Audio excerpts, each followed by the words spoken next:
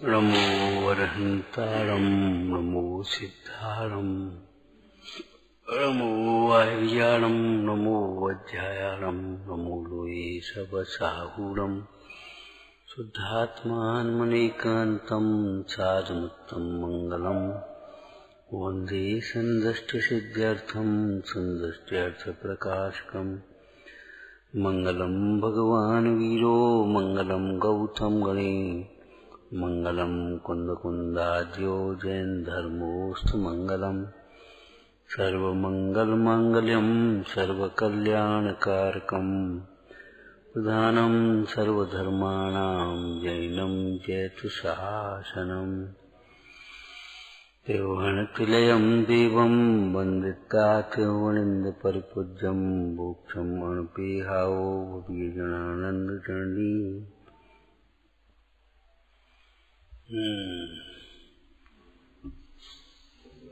तीन लोक और तीन प्रकार के परिणाम। अधोलोक माने नरक आदि। अधो परिणाम के पाप परिणामों का फल है। कोई जीव को जबरन दुखी सुखी करने वाला नहीं। जैसे इस जीव का या विश्व का कोई कर्ता धर्ता नहीं है, इसका अर्थ ऐसा भी समझना चाहिए इस जीव को कोई सुखी दुखी करने वाला भी नहीं। करने धरने का मतलब उत्पन्न करने वाला नहीं, विनाश करने वाला नहीं, ये तो है ही, लेकिन इस जीव को कोई सुखी दुखी करने वाला नहीं, रागी विरागी करने वाला नहीं है।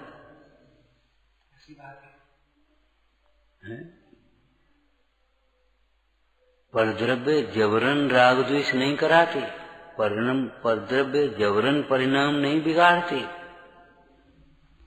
अपने अज्ञान से परिणाम बिगड़ते हैं तो परद्रव्य निमित्त मात्र है। उन्हीं प्रसंगों में किसी को भय होता है, किसी को वैराग्य होता है। मृत्यु से अज्ञानी को भय लगता है, अज्ञानी मरण का समय नजदीक जान करके विरक्त होता है।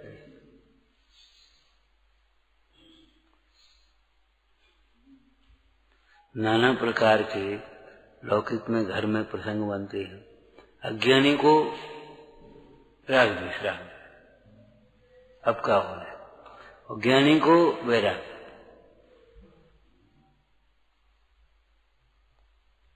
परद्रव्य राग करावे तो राग मिटने के लिए भी पराधीन हो जाए।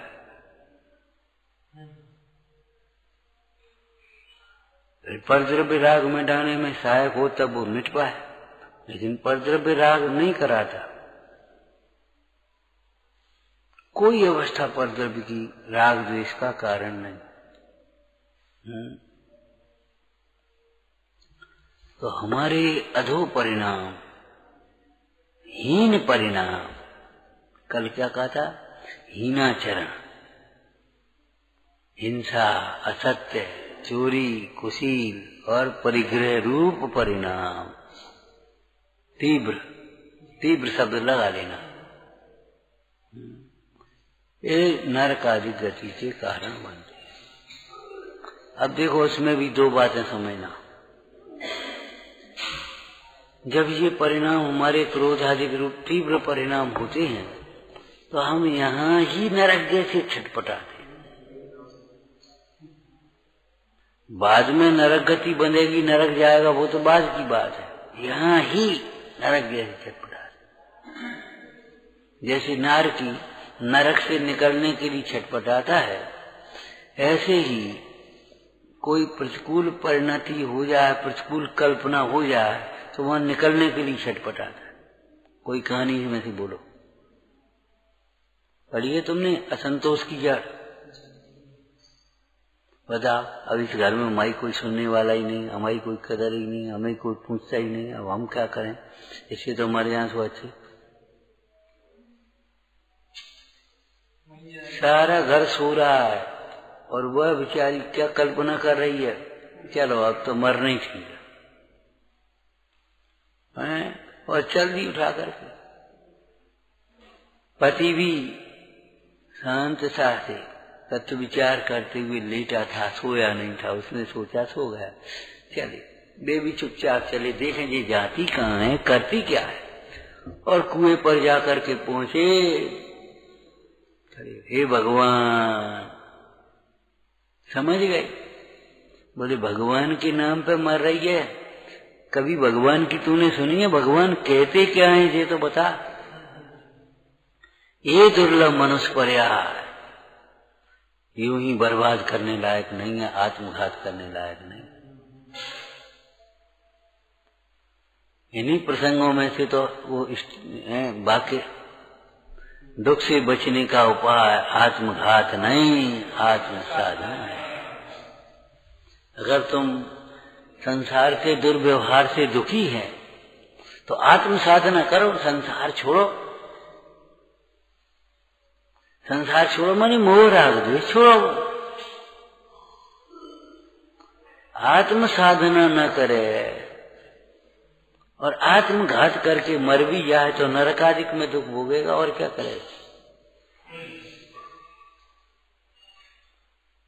दुख का कारण आत्मा थोड़ी ही सो आत्मा का घात कर रहा है, शरीर थोड़े ही सो शरीर का घात कर रहा है, क्षेत्र थोड़े ही सो क्षेत्र बदल रहा है। चलो अब यहाँ से चले जाओ, कहाँ जाओगे, कहाँ जाओगे?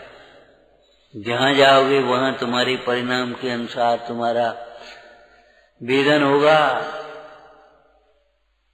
जहाँ जाओगे वहां उदय के अनुसार सामग्री मिलेगी, यश अपयश, भोजन पान पहनाव उड़ाव, सुविधा दुविधा, जो कुछ भी है तुम्हारे कर्मोदय अनुसार ही यह मिल रही है। कर्मोदय अनुसार ही घर मिलेगी, कर्मोदय अनुसार ही अमेरिका में चले जाओ तो मिलेगी।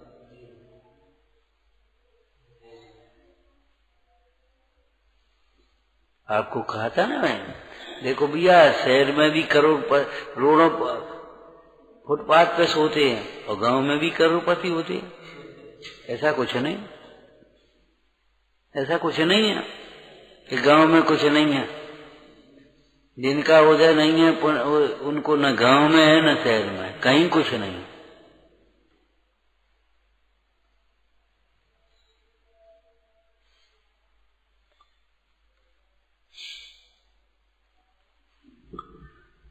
तो ये नरक आदि गतियों के दुख हमारे ही हीनाचरण के फल है, हमारे ही तीव्र मान के फल है। श्रावकाचार्य की कोई लाइन सुनाओगे? यहाँ जरा सी किसी की बात का बुरा लग जाता है, सहन नहीं कर पाते और जाने क्या क्या कल्पनाएं करते, जाने ऐसे काय कह रही, जैसे कहा हो। बताओ, हम बैठे इनसे कही रोटी ले ले, हमसे कही नहीं। अब नहीं कही तो नहीं कही, कहा कुछ पागलपन की बातें सोचते रहते। अब बताओ, उन्हें गर्म कर दी, हमें ठंडी कर दी। अच्छा, कहा तुम बिना दांत के हो रहे, कहा परेशान हो। मैंने कितनी हल्की हल्की सी बातें हैं, सुना तुमने? सासू देख रही और बहू से बोली, हमारे सामने ही पीछे नहीं, अपने लड़के को आधा गिलास भरा दूध और हमारे लड़के को आधा गिलास खाली दूध।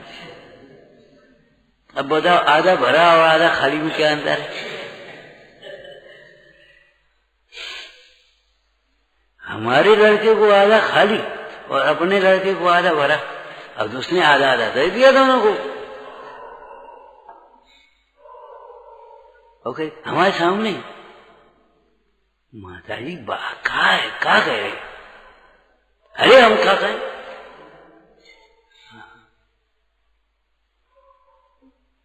अब कौन समझाए इसको? कौन समझाए? बुद्धि ऐसी हो जाती है, हम कह रहे वो वैज्ञानिक इतना बड़ा बोझ नहीं समझ पाया, पक्षियों के घोंसले रख दिए। तो एक सिस्टम होता है शहरों में, एक घुसने का द्वार, एक निकलने का सिस्टम बनाते हैं जिस।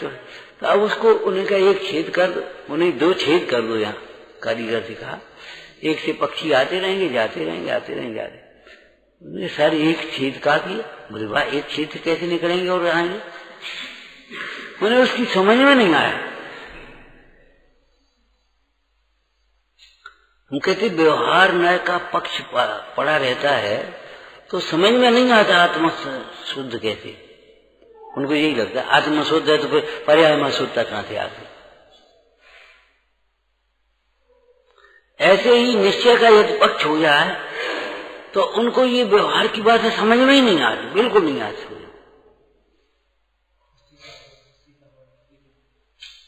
ऐसे क्या हो जाए, ये क्या कर रहे?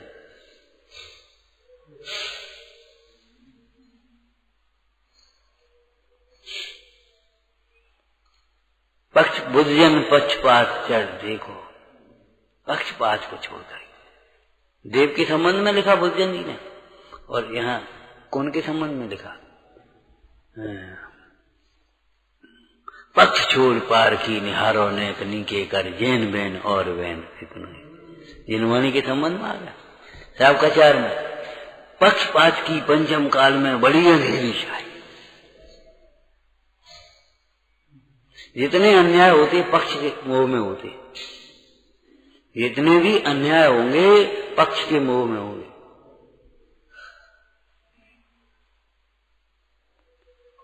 आप इतना सुंदर अवसर खोते हो शरीर के पक्ष में, कथाओं का पक्षपात। साहब का अपने सम्यक ज्ञान चंद्रिका की पीठिका में टोटरमल जी ने कितने पक्षपाती लिखे।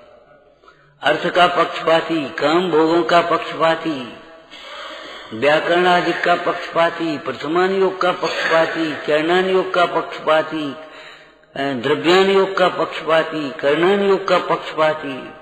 पक्षपात में कुछ नहीं दिखता, एकांत पक्ष पकड़ ले।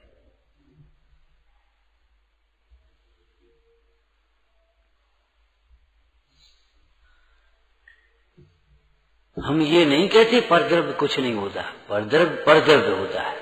कर्म कुछ नहीं होते, नहीं, कर्म कर्म होते हैं।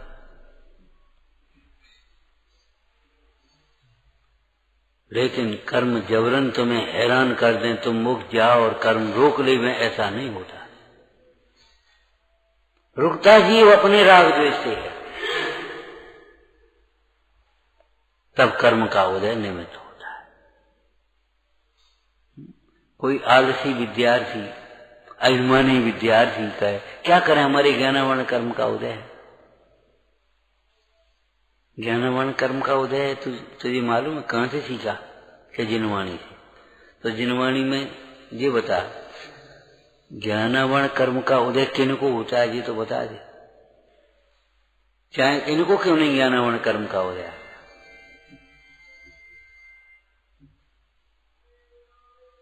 जिन्होंने तत्प्रदोष निंदम मात्सर्य ज्ञानावर्ण कर्म बांधा है, उन्हीं को तो ज्ञानावर्ण का उदय है। अब क्या करें कि जिन परिणामों से ज्ञानावर्ण बनता है उन परिणामों को छोड़ो।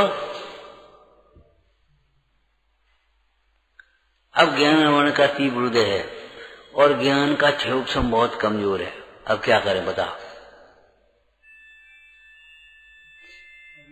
एक बात तो प्राय ये समझने की है, जिनको आप ये समझते हो इनकी बुद्धि बहुत कमजोर है, उनकी बुद्धि बहुत चलती है। कमजोर नहीं है, विपरीत चलती है, इसलिए कमजोर।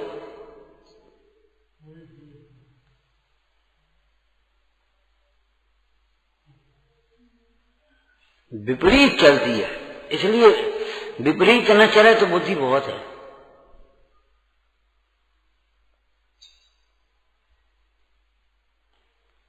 ज्ञानावर्ण कर्म का तीव्र उदय है, तुम्हारा ज्ञान कम है, तो एक तो ये है हीन भाव मत करो।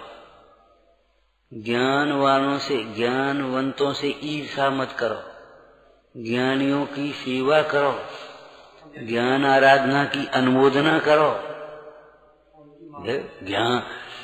ज्ञानावर्ण तुम्हारा नष्ट हो जाए। ज्ञानावर्ण का केवल उदय ही होता है और कुछ नहीं होता ज्ञानावर्ण कर्म का। उस ज्ञानावर्ण कर्म की भी 10 अवस्थाएं हैं कि नहीं? बंध, ज्ञानावरण का बंध होता है, सत्ता होती है, उदय होता है, उदीर्णा होती है, अपकर्षण होता है, उत्कर्षण होता है। अब संक्रमण नहीं होता, काय में होगा ज्ञानावरण का संक्रमण? कोई बात नहीं, लेकिन विचार करो, अकेला उदय उदय करते रहोगे।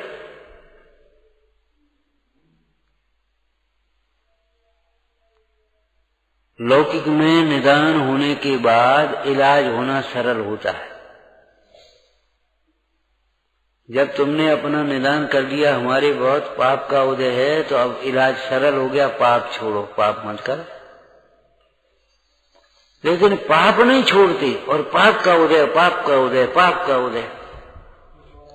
बुझो, और अभी उदय आएगा नहीं, है नहीं, आएगा।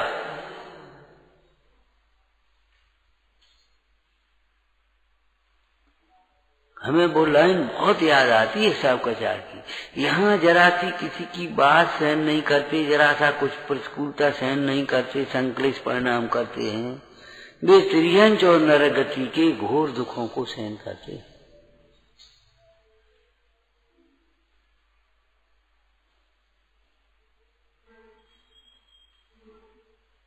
अरे प्रथमान योग से बोला, इसका जो तू सहन नहीं कर पाती थी, तू हमसे क्यों को बोले तुम, और घर छोड़ के निकल पड़ी, फिर क्या क्या सहन किया, कितने कष्ट सहन किए। इसी प्रकार यदि तुम्हें पाप के उदय सहन नहीं करते और तुम देवशास गुरु को छोड़ोगे, सत्समागम को छोड़ोगे, हैं, स्वाध्याय छोड़ोगे, सठावश्यक छोड़ोगे, क्या होगा, क्या होगा जी बताओ।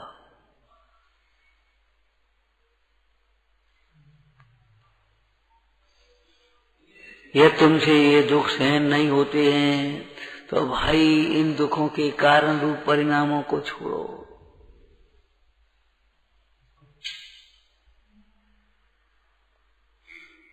लेकिन ये बात जिसकी बली होनहार है उसी को समझ में आएगी, खोटी होनहार है तो वो भटकेगा।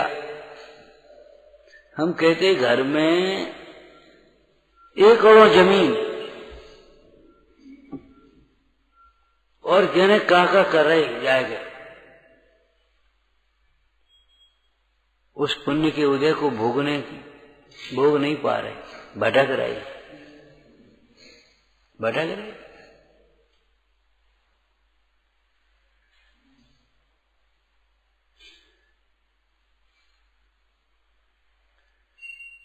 उस पुण्य को भोगने के लिए भी बहुत विशुद्धता चाहिए।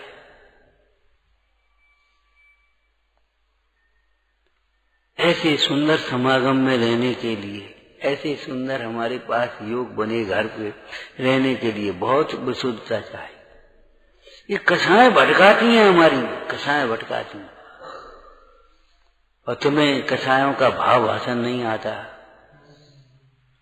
ये वही कसाय है, इस शैली में हमने आपको समझाया था। सामने आदमी आता, ये वही आदमी जाने जगह नहीं देखती, ये वही आदमी जाने ऐसा कहती, ये वही आदमी ऐसा, उसको कहती है। और तुम ये परिणामों को ऐसे नहीं समझते, ये वही क्रोध है जिसके कारण से हम अनंत बार नरक में गए, ये वही मान है जिसके कारण से हम अनंत बार कितने दुखी हुए, हैरान हुए। लगता नहीं?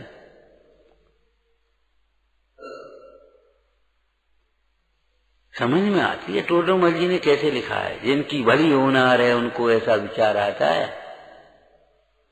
मैं कौन हूँ, मेरा क्या स्वरूप है। तुम्हें विचार आता है?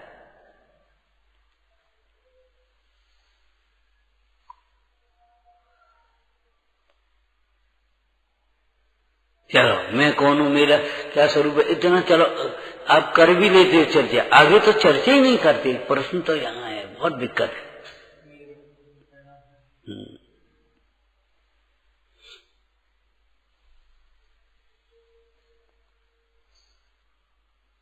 मैं कौन हूँ, मेरा क्या स्वरूप है, आगे बोलो। बोलो तीसरा नंबर, ये परिणति कैसे बन रही है? आज हमारी ये मलिन दशा कैसे हो रही है? हमारी विपरीत कल्पनाओं से, हमारे अज्ञान से, बाहर की प्रतिकूलताओं के कारण नहीं। ये जुकाम क्यों हो रहा है? तुम्हारी प्रतिरोधक क्षमता कमजोर होने के कारण। वो सब मौसम बदल रहा है, मौसम तो सबके लिए बदल रहा है ना।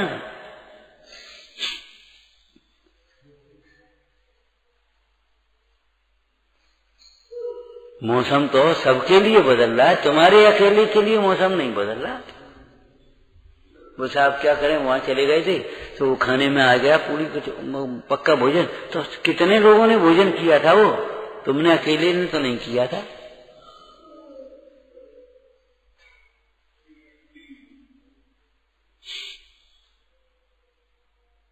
ये परिणति कैसी बन रही है? ये दरिद्रता हमारे जीवन में क्यों है? मानसिक दरिद्र, ये दरिद्रता क्यों है हमारे जीवन? हमारे ही अज्ञान का, हमारी ही विपरीत कल्पनाओं से। अब बताओ, उस घर में स्त्री के लिए क्या कमी थी जो कुएं पर मरने गई?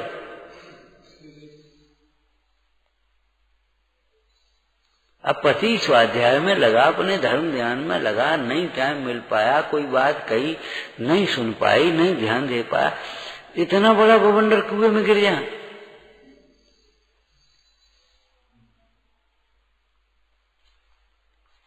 विपरीत सोच।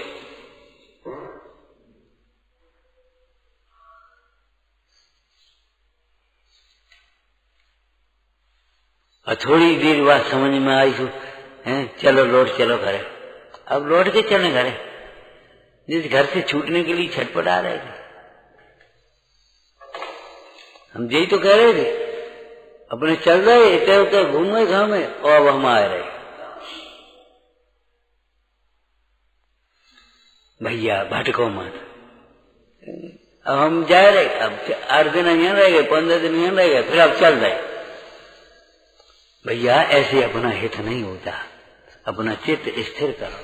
साय सुनो भव मन थिर आन, जो चाहो अपनों कर ले। हमारी भारतीय संस्कृति ऐसी है, ऐसा थोड़ी है। सुख में दुख में, जो संयोग में वियोग में, दरिद्रता में, धनी बने में, जिस कन्या ने जिस एक पति को वरण किया, उसका जीवन भर साथ छोड़ दिया। इसी प्रकार हमारे देव शास्त्र गुरु के प्रति ऐसी श्रद्धा रहना चाहिए, तत्वों के प्रति ऐसी श्रद्धा रहना चाहिए। जो कुछ है तो ठीक है, वो विभाग अलग है, ये विभाग, इससे कोई संबंध नहीं इसका। छोड़ना है तो छोड़ने लायक को छोड़ो। जी छोड़ने से क्या हो? कल से हम स्वाध्याय नहीं कर रहे तो बस का हो जाए। सवेरे का ना, अब हम रोटी नहीं खा रहे तो ज्यादा का हो जाए, रोटी नहीं खा रहे। हमारे गांव की भाषा में कह देते थे, रोटी नहीं खा बिगाड़ो भैया, रोटी नहीं खा रहे, रोटी नहीं खा रहे। हाँ, कल से हमें पूजा नहीं करने, तो पूजा ने खा बिगाड़ो भैया, भगवान ने खा बिगाड़ो। ये गांव की भाषा हम छोटे छोटे सुनते थे।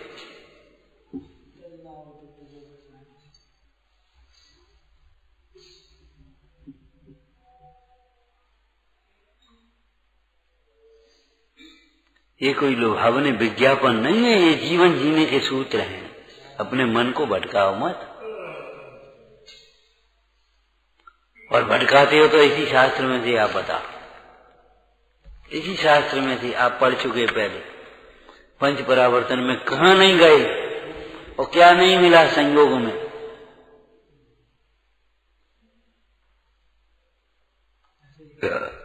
बोलो, कौन से भोग नहीं भोगे, कौन से संयोग नहीं मिले, कौन से भोजन नहीं करे, कौन से कपड़ा नहीं पहने, कौन से आभूषण नहीं पहने, कौन सा क्या हुआ, बता कौन से। नो कर्म परावर्तन, कर्म परावर्तन, इन दोनों को मिलाकर के द्रव्य परावर्तन नाम है।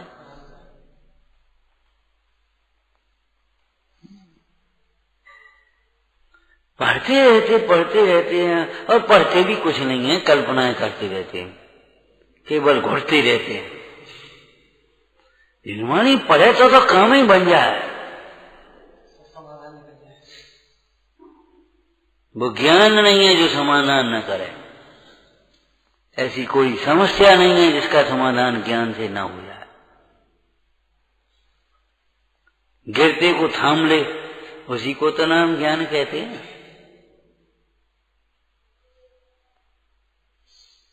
डूबते को उठा ले, संसार दुख ते सत्वान यो धरते उत्तम सुखी, उसका नाम ही तो धर्म है।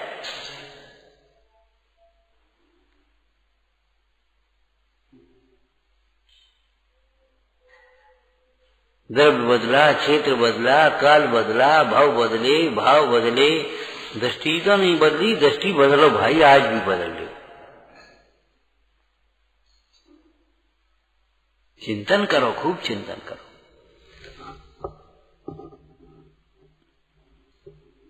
जो यहां नहीं वह कहीं नहीं। यहां माने आत्मा में। हाँ, आत्मा माने सुख। सुख आत्मा में नहीं देखोगे तो कहीं नहीं मिलेगा। अपनी ओर देखें तो अभी सुखी, और बाहर देखें तो कभी सुखी नहीं, कहीं सुखी नहीं। जग कंधा को जग कंधा पे धर लो, जग कंधा को जग कंधा पे धर लो, कोला गुजर चलाओ, आखिर तो थक करके गिर जाओ। बुझा उतार फेंको जी।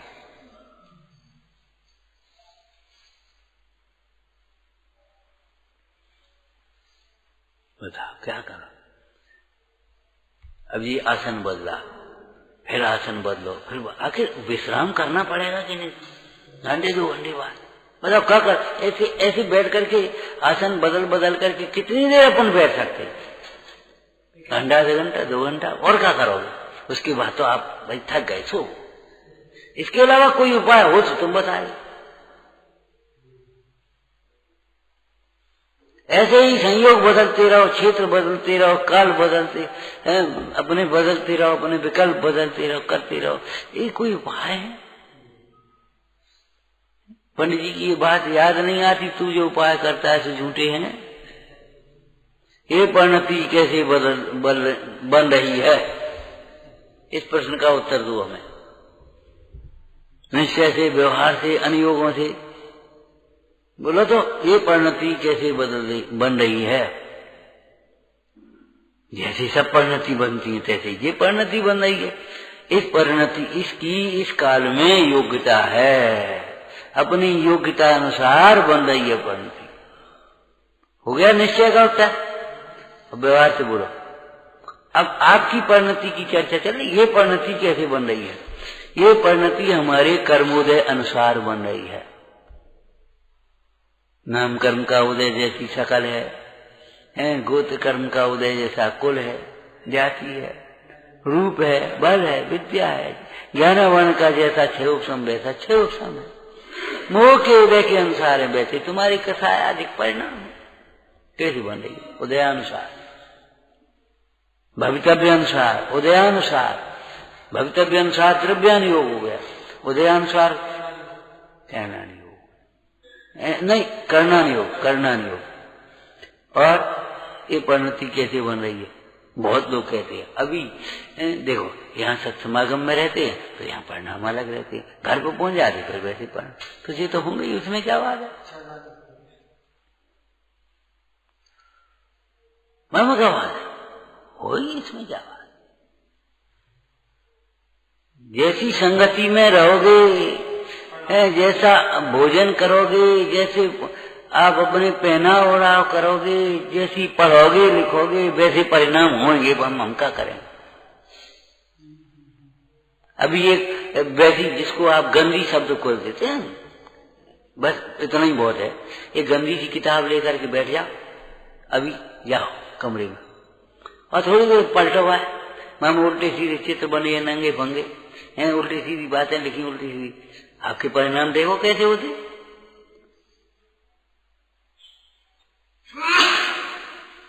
अब ऐसे घर के सो जाओ, देखो आप कैसे सपने देखते।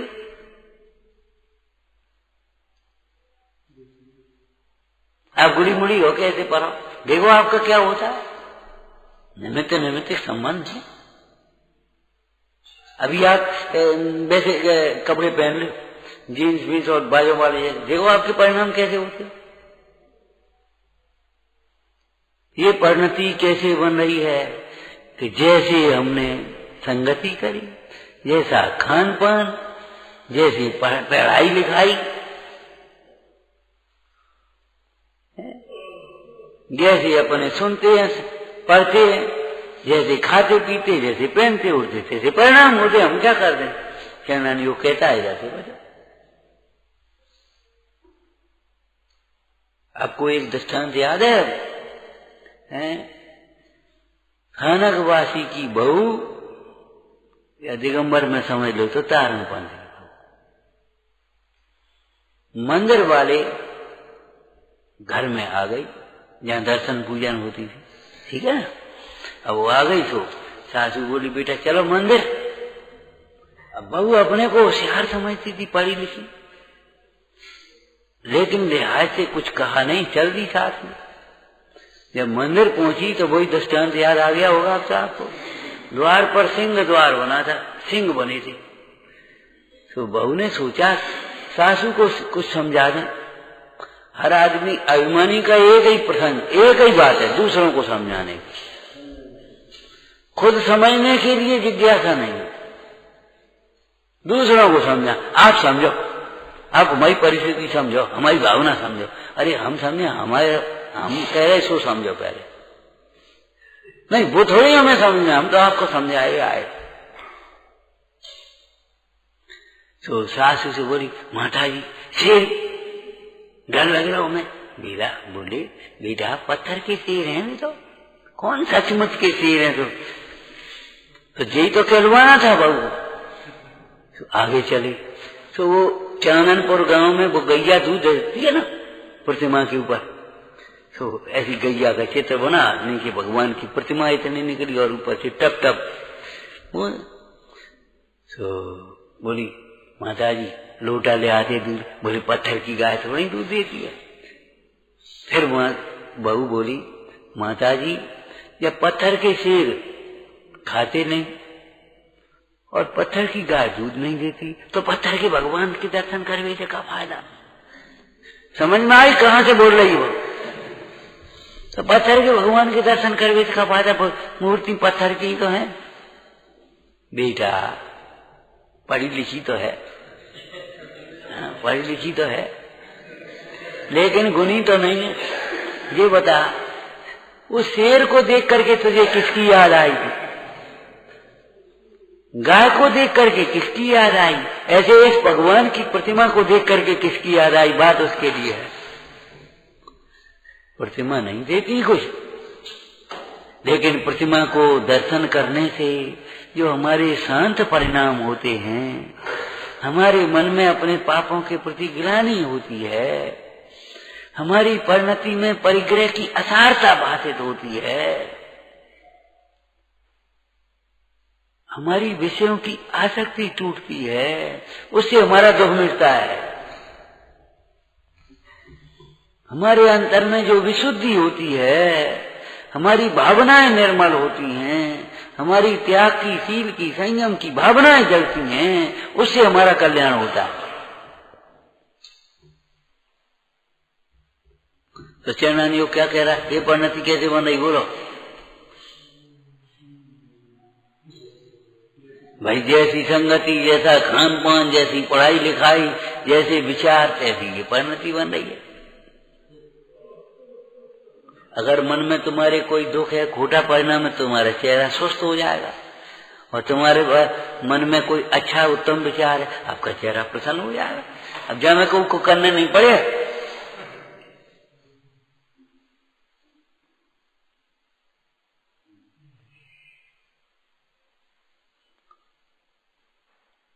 और आप अपनी विपरीत कल्पनाओं से दुखी हो रहे हैं। आपको एक सोने का हार पहना दो और बढ़िया बढ़िया आभूषण पहना दो, कछु नहीं होने। तो ये परिणति कैसे बन रही है, ये हमारे बन रही है, निमित्त नैमित्तिक संबंध ऐसा ही है। माने आज हमारी जो दशा है वह हमारे ही विपरीत परिणामों का फल है।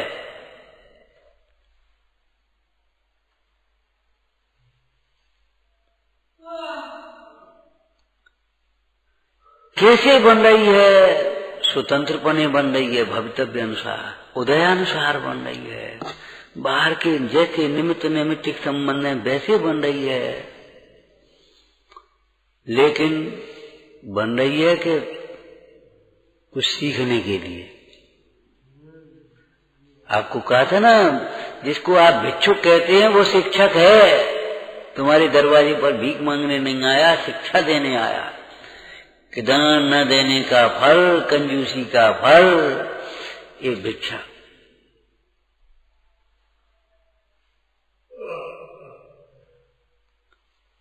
रोगी व्यक्ति शिक्षा दे रहा है कि ऐसे पाप के पर किसी रोगी की उपेक्षा मत करना है, अपने स्वास्थ्य का रूप का अभिमान मत करना है, कुपथ सेवन मत करना।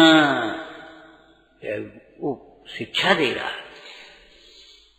हर वस्तु हमको शिक्षा दे रही है, शिक्षा दे रही है। अगर तुम ले पाओ तो ले लो।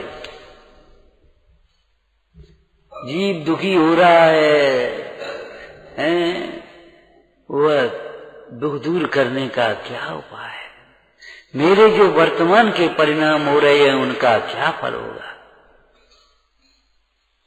आज हम किसी की नहीं माने और अपनी जिद करें, कल क्या परिणाम होगा हमारा? कोई सहयोग कौन होगा हमारा?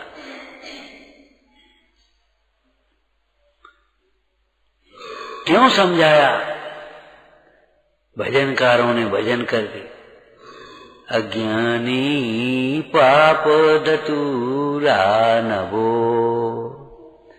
फल चाखन की बार भरे द्रग, मरे मूर्ख रोय। अज्ञानी पाप धतूरा नभो। अब आपको लय अच्छी लगती है और बस उसी में मगन हो जाते, लेकिन पाप धतूरा कैसे बो जाता? का कोई ऐसी खेती है, जमीन है, तो हमें बोल रहा होगा अज्ञानी पाप धतूरा न बोल। अर्थ करो, अज्ञानी मोह मत करो। मोह करना पाप है कि नहीं? हमारा शरीर, हमारा घर, हमारे पिताजी, हमारी माताजी हैं, अरे तुम मोह में नाचते रहोगे। हमारे भगवान, हमारे गुरु, हमारे शास्त्र, हमारा आत्मा कब करोगे? कब तक इन पर पदार्थों को ही अपना मानते रहोगे? जो हमें आत्मा से दूर करते हैं उन्हीं को हम अपना मानेंगे।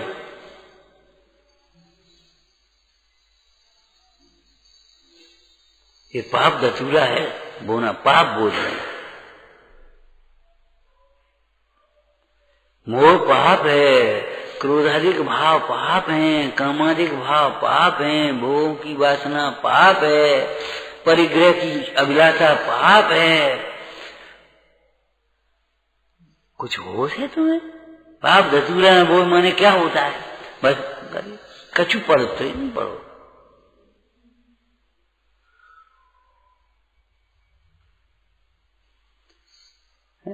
तो ये नरक गति के दुख हैं, वह तुम्हारे ही परिणाम का फल है। बालपोथी में से बताओगे मुंडराज ने कैसे कहा था? बालपोथी में से पूछ रहे हूं आपसे। राजा तो जंगल में शिकार करने गया, उसने देखा मुंडराज बैठे थे, ध्यान में प्रसन्न मुद्रा, शांत मुद्रा देख करके किसका मन नहीं चलेगा? घोड़े से उतरा और बैठा। हे महाराज, आप बैठे बैठे क्या करते हो? भोला जी मुंडराज ने सोचा, जिसको इस मुद्रा के प्रति, इस मार्ग के प्रति जिज्ञासा भी हुई है, वो आसन भव्य। तो उसने क्या? मुंडराज बोले, हे राजन, क्या तूने नरकादिक के दुख नहीं सुने हैं? त्रियंच गति के दुख नहीं देखता?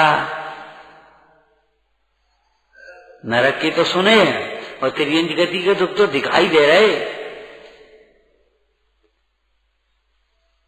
इन पशुओं को कितना दुख, ठंड का, गर्मी का, बोझा ढोने का। और आजकल तो बेचारे क्या करें, पकड़ ले जाते हैं, मार ले, बुरी तरह तड़प तड़प करके प्राण जाते, कौन को पता है। जब तक उनकी ताकत थी, बोझा ढोया, उसके बाद घाव हो गए पीठ में और उसने छोड़ दिया। एक दफे जन कितने वर्ष पहले, 30-35 वर्ष पहले हो, पता नहीं, बाहर गए सोच के लिए दोपहर के समय, तो एक जानवर पड़ा वहां, उसके ऐसे ही घाव हो गया बेचारा। और बस वो कौआ आए ऐसे नोचे, कौआ आए ऐसे नोचे, अरे रे प्रभु जिंदाबाद। अब कौन बैठे, कौन बचाए, कैसे करे, क्या करे। ले कपड़ा डाल दे, वो ऐसे डाल दी, ढांक दी। अब थोड़ी देर बाद फिर उड़ जाए हवा में, क्या करेंगे, कैसे दागे, क्या करेंगे। उस निर्दयी मालिक ने छोड़ दिया, जब तक काम का था तक बोझा दे दिया। अरे रे प्रभु, सोचो, क्या तुमने नरक और तिर्यंच के दुख नहीं, ये तिर्यंच गति के दुख नहीं देखे।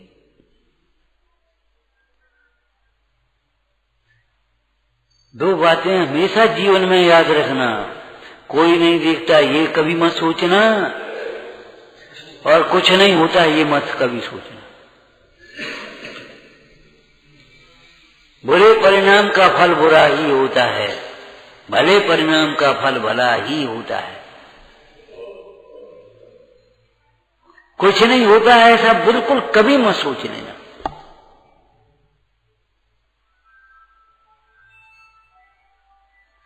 कोई भी परिणाम निष्फल नहीं आए, निष्फल नहीं होता। कभी तरह परिणाम का, कभी तरह परिणाम से मुक्त हो।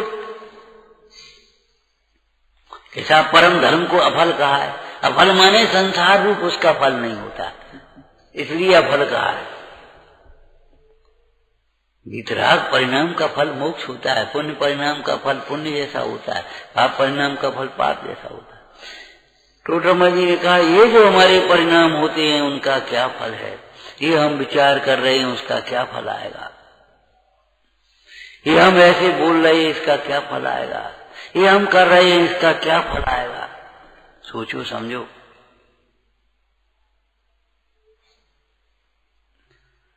तो अधोलोक का मतलब ये है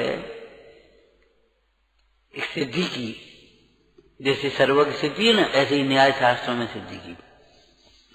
यहां पर एक व्यक्ति किसी एक व्यक्ति को मारता है तो ज्यादा से ज्यादा वो उसको मार देगा एक दफे, और 10 आदमी को मारे और फिर पकड़ा जाए तो 10 दफे फांसी तो लगेगी नहीं, तो भी एक दफे। और 50 आदमियों को मार दे उसको फांसी 50 दफे तो लगेगी नहीं।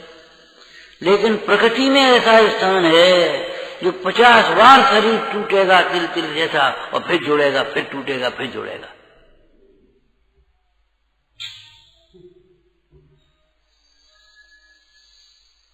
यहाँ किसी ने एक आदमी को मारा, वो पकड़ा गया तो एक बार फांसी, और 100 आदमियों को मारा, डकैतियां तमाम डाली और ऐसा किया, तमाम लोगों को सताया, फिर वो पकड़ा गया तो फांसी एक ही दफे दे हुए, और क्या करोगे। लेकिन नरक में ऐसी व्यवस्था है, शरीर कटा पिड़ा और फिर जुड़ गया पारे की तरह, और फिर कटा पिड़ा, फिर जुड़ गया, फिर पारे की तरह कटा पिड़ा।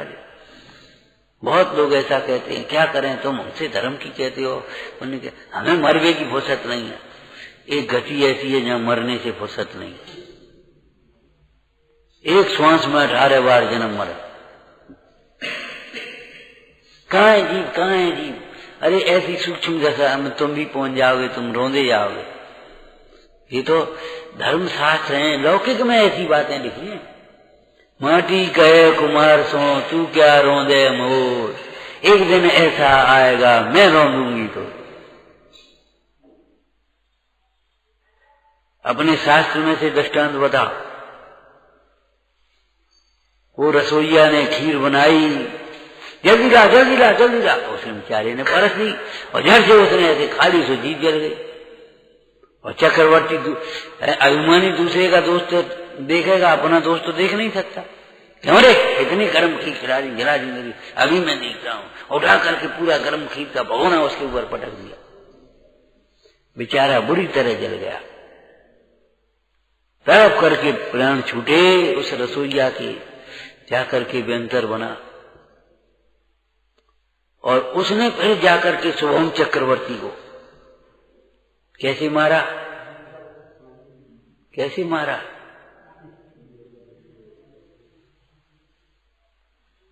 हम जो अध्यात्म की बात पूछ रहे हैं, कैसे मारा? पंच नमस्कार मंत्र की विराधना करा के मारा। क्या समझते हो, चक्रवर्ती की हजारों देव सेवा करते हैं। एक 14 रत्न 9 निधियां, एक रत्न की 1000 देव सेवा, 23,000 देव उनके रत्न की निधियों की सेवा करने वाले चक्रवर्ती। और वो चक्रवर्ती साधारण से व्यंतर के द्वारा मारा गया। कैसे? उसने ले गया समुद्र में फल का लोभ दिखा करके, रसना इंद्री का लोभी था, तो इसने कहा रसना इंद्री के ही विषय से इसको मारा जा सकता है। हमने आपको न्याय बताया था, ये आत्मा के अतिरिक्त जो जिसमें सुख मानता है वही मरता है। पतंगे की मौत, पतंगे की मौत रोशनी में लौ में होती है आकर के, भौरे की मौत कमल में होती है। जो जिसमें सुख मानता है आत्मा के अतिरिक्त वही मरता है। पैसा की में सुख की कल्पना करने वाला पैसा पैसा पैसा पैसा कमाते कमाते मर जाता, कुछ भोग भी नहीं पाता, संभाल भी नहीं पाता, कुछ नहीं कर पाता।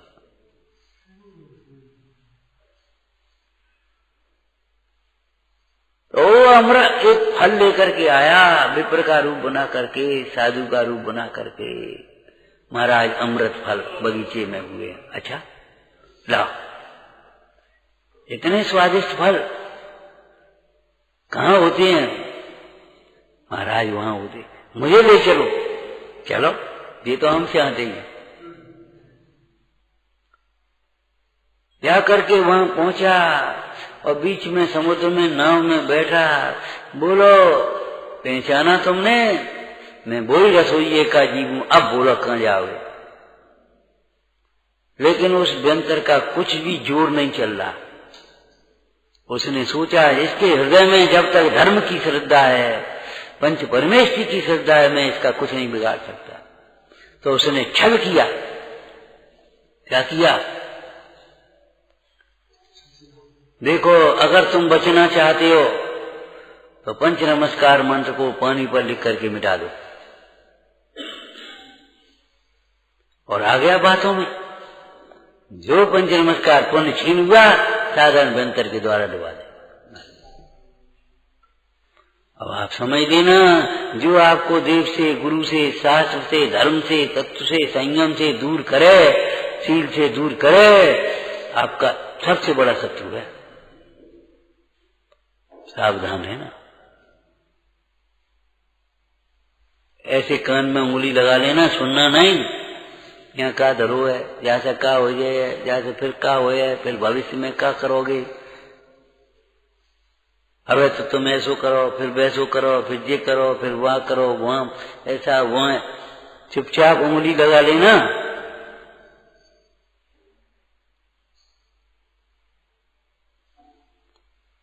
भगवंतों को छोड़कर मोक्ष की बातें तो बहुत दूर है। सांसारिक सुख भी नहीं मिल सकता। तो सांसारिक सुख भी पुण्य की सामग्री है।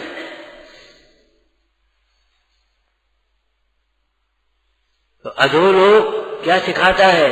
अधो परिणाम से सावधान, परिणाम न गिर पाए। इसलिए हम कई बार कह देते, भैया लाखों का नफा नुकसान हो जाए, चिंता मत करना, लेकिन परिणामों में संक्लिष्टता न आ पाए, बैर विरोध की गांठ न बंध पाए, इसका विचार करना। पैसा का नुकसान नुकसान नहीं है, शरीर का नुकसान नुकसान नहीं है, परिणामों का नुकसान नुकसान है। ये धर्म शास्त्र की बात है। लौकिक में बोलो आप, इसी बात को कैसे बोलोगे? वेल्थ इज लॉस्ट, आगे क्या शब्द लगाओगे बोलो? Nothing, nothing is lost. धन गया तो कुछ नहीं गया, ये समझो। Health is lost, something something, कुछ। क्यों? भाई तुम्हारे परिणाम में संक्लिष्टता होगी ना, उस लिए। और कैरेक्टर इज लॉस्ट, बस अब कछ बचो ही नहीं। इसीलिए तो सील के ऊपर प्राण दे दिए, सील नहीं छोड़ा। कैसी सुंदर सुंदर लाइनें पढ़ते नहीं है लोग। सील को नहीं छोड़ा, सूली पे चढ़ते देखे, मोक्ष के प्रेमी हमने कर्मों से लड़ते देखे, कर्मों से जीतते देखे। लड़ते ही नहीं अकेले, जीतते हुए देखे हमने कि कर्म नहीं जीते, बेजीते। धर्म को नहीं छोड़ा, अग्नि में जलते देखे। एक जगह बैठे बाबा जी थे, हम थे, तो मच्छर जाली में बैठे, तो चर्चा कर रहे। मच्छर बहुत थे, तो मच्छर जाली में बैठे। बोले भैया अपनी श्रद्धा है, लेकिन आचरण में तो नहीं है, मच्छर जाली में बैठे। बोले धर्मात्मा तो वे हैं, अग्नि में जल गए, लौट के घर नहीं आए। सुकुमार घर से निकले, सुकुमार घर से निकले और निकल नहीं पाए तब तक वो पांव तलवे पड़े जाए, कबू जमीन पर पड़े हटे नहीं, तो उनमें खून छलक गया और वो सियालनी वहीं से लग गई चाटते चाटते। और जंगल में जैसे ही बैठ पाए, ऐसे ही वो सियालनी, एक सियालनी जुग बच्चा है, चूथने लगी, खाने लगी नोच नोच के। लेकिन ये विकल्प नहीं आया, जैसे तो घर ही ठीक थे, बेकार आए। ये विकल्प नहीं आया, इसका नाम ज्ञान है। अभी तुमको जरा भी कोई बात हो जाए, भैया जैसे घर ही अच्छे पाए, घर चलो। अब तक घर बैकुंठ नहीं है, बैकुंठ नहीं है, बैकुंठ नहीं है, फिर कह रहे ऐसे तो घर ही चलो पाए, ऐसे तो घर ही अच्छे पाए, आराम से। आराम की कल्पना करते हो? घर में मौत नहीं होती, घर में रोग नहीं होता, घर में वियोग नहीं होता। क्या घर में कर्म तुम्हारे साथ नहीं है? कर्मोदय जनित प्रतिकूलता अनुकूलता नहीं होती तुम्हारी? घर में अनादर नहीं होता? चुप रहो। बच्चे कह देते हैं बड़ों से, स्त्री कह दे आदमी से, हमें अरे अब काका वो तो हमका बता दें, हमका जाने वाले।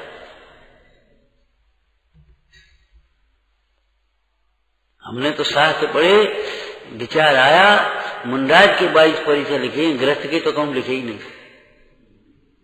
कितने हैं, कितने लिखे? गृहस्थी में परिचय ही परिचय तो धरी, मुंडराज के तो केवल 22 परिचय लिखे हैं। फिर होश नहीं है तुम्हें? बाबा जी बोले देखो गजकुमार अग्नि में जल गए, ये नहीं, चलो उठ के चले चले। पहले उसने यही तो कहा था, घर है चलो, काहे को लगेगी।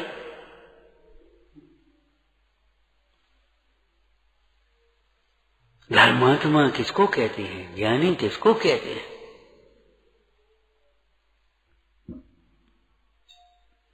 कहाँ चित्त भटकता है, चित्त भटकता है, भटकता है।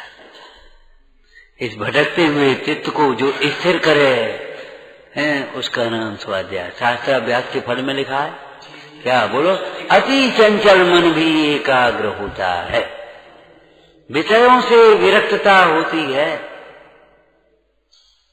थोड़ा ज्ञान होने पर भी 3 लोक संबंधी ज्ञान हो जाता है, परिणामों में निर्मलता आती है, आत्महित होता है, तत्व ज्ञान होता है, वेद ज्ञान होता है, आत्महित होता है।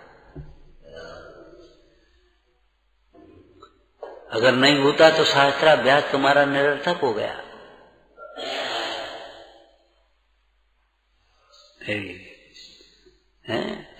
इसी प्रकार मध्य लोक का विचार करना, ऊर्ध्व लोक का विचार करना, ये संरचना बता रही है पूरी की पूरी।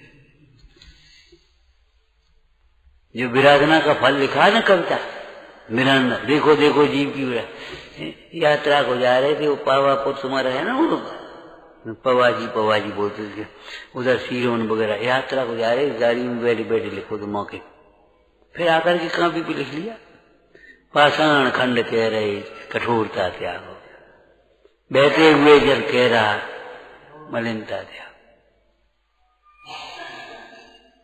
शास्त्र में देख देख के नहीं लिखो तो, वहां से ही देख के लिखो तो।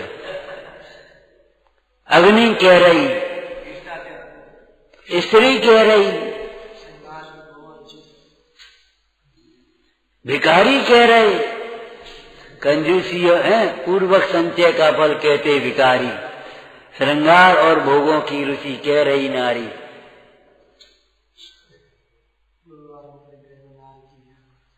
अरे प्रभु,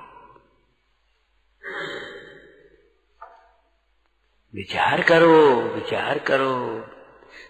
ये 3 लोक की रचना जो है वो तुम्हारे परिणामों का फल भोगने के स्थान है साहब। जैसे इतनी प्रकार की जेल है, ये सब अपराध का फल भोगने के, ऐसे ये 3 लोक की रचना और 3 लोक की सामग्री ये तुम्हारे परिणामों का फल भोगने का।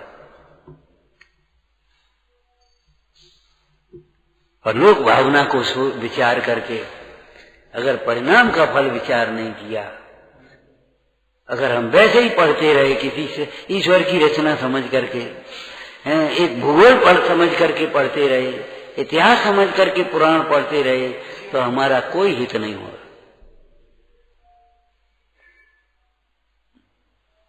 ओम नमः सिद्धेभ्यः। नंदी शोध स्वरूपी अविनाशी में आत्म स्वरूप, नंदी शोध स्वरूपी अविनाशी में आत्म स्वरूप, नंदी शोध स्वरूपी अविनाशी में आत्म स्वरूप।